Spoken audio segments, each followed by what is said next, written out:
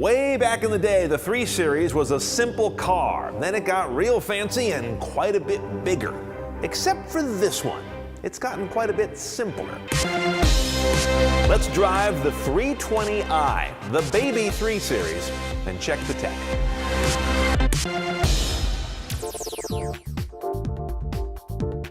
Now, BMW doesn't really punish you for being parsimonious. This 320i looks really good, basically as good as all the other 3 sedans out there, unless they're heavily trimmed.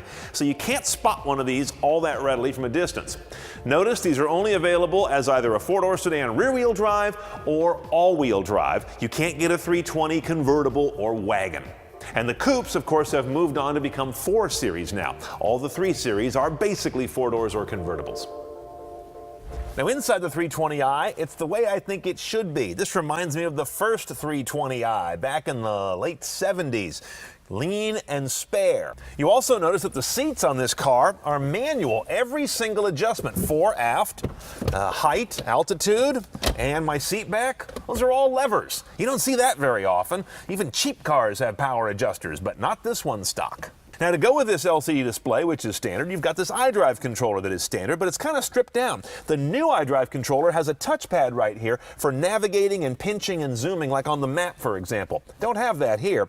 I point that out because one of my gripes about BMW nav systems is to move around the map or to zoom in and out is kind of a drag. Going over to this little stack of icons on the left, the new knob would have pinch and zoom like you have on your smartphone. You do have the shortcut buttons and the back button. It's an excellent button arrangement, because not everything is done by a turn, a kick, and a click.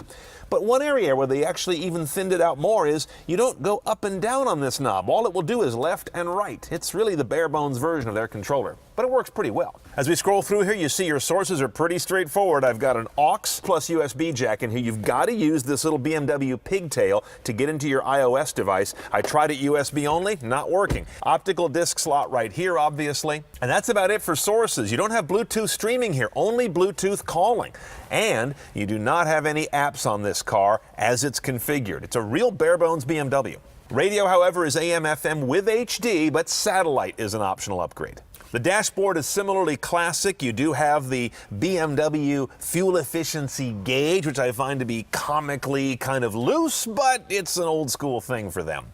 The wheel's traditional. It's got the 3 spokes the way they did a long time ago. This is a very heritage-looking wheel. One choice on the gearbox, you'll always see this paddle shifter here. No paddles are available here, though. You do have a shiftable gate on the left. Now, down here, this comes on the car. This is not optional. Sport, Comfort, Eco, Pro. You'll see those echoed up here on the dash. And this car has, by default, auto start-stop technology. Your defeat button for it is right there. Unless you press that, this guy's going to die at a stop sign and then restart when you lift off the brake. And along those lines, when you get into Eco Pro, it's going to do several things. It's going to ease back on throttle tip-in. It's going to run the whole powertrain more gently. It's going to run the AC compressor more judiciously.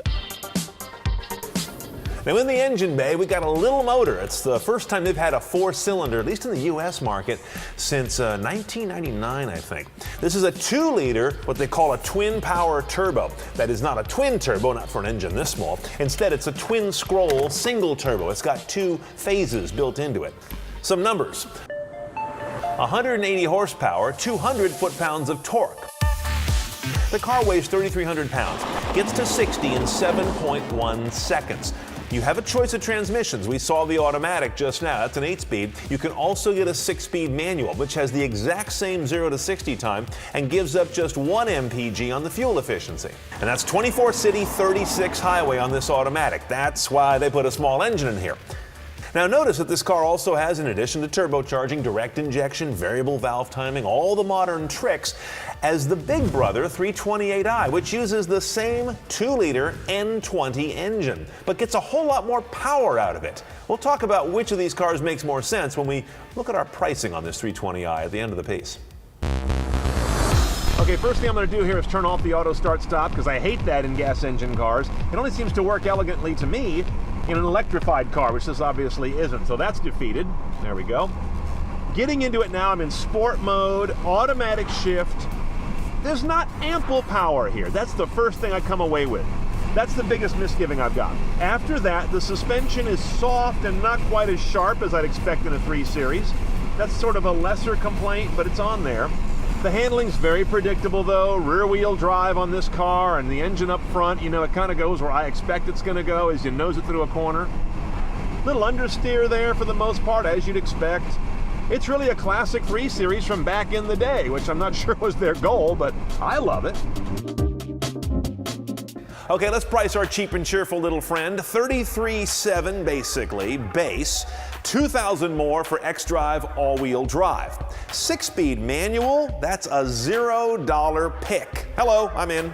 Now is where it gets interesting. Do you take this guy's CNET style at all, or do you enjoy its simplicity? If you want to go CNET style, here's what you do. $2,150 gets you nav with that cool new touchpad version of the iDrive controller. The driver assistance package is just under $1,000. That'll get you park distance control and the rear camera you may have noticed we were missing. Sport package is a steal, $1,300 for these cool wheels, the M steering wheel, sport seats, and sport suspension. That's like robbery. And then to add a moonroof, which we don't have here either, that's a little over $1,000. All in, you're still under $40,000 CNET style, but I just wonder if it's gilding the lily. The bigger question is, do you buy this or a 328? Let's compare them on some salient details. The 328 has 60 more horsepower, 55 foot-pounds more torque, shaves 1.3 seconds off 0 to 60, but does give up 1 mpg average. It also includes some nice extra equipment, and the 328 is $4,500 more, not trivial money. Still, I tend to lean that way as a smart buyer because you're going to end up with more of that BMW performance that badge promises, and I think you're going to get quite a bit better resale value. On the other hand, this 320i speaks to me as well because it is all about what 3 Series used to be.